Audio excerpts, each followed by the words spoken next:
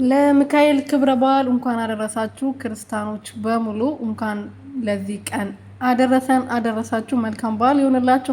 ስግደት ላይ ያለነው በሙሉ መልካም በዓል ይሁንልን። ያው አንድ ቀን ገብተን አገራችን ላይ ቤተክርስቲያን ሄደን እንታውት እንደምናወጣ እንደምናነግስ ተስፋ እናደርጋለን። ፈጣሪ ለዛ ቀን ያድርሰን እና ኢትዮጵያ ያሉት እንግዲህ ያው መልካም በዓል ይሁንላችሁ። ለኛም ደግሞ መልካም በዓል እየተመኛችሁ እንደሆነ ጸሎት እያረጋችሁ እንደሆነ ተስፋ እናደርጋለን። ለሁላችንም መልካም በዓል። ፈጣሪ ለዚህ ቀን ስላደረሰን ክብሩን ጠቅልሎ ይውሰድ።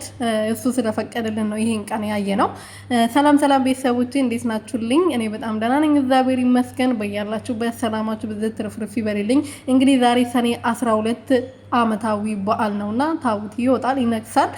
ፍቅርዬ ደግሞ እዛ ሄዳ እየተመለሰች እንግዲህ ያው እንደዚህ በዚህ አይነት መልኩ ለሚካኤል መዝሙር ለቃለች ማለት ነውና በዚህ አጋጣሚ ለሁላችሁ መልካም በዓል እያልኩ መልካም ምኞት እየተመኘሁላችሁ፣ ምክንያቱም ለዚህ ቀን መድረስ ማለት መታደል ነው አይደለ?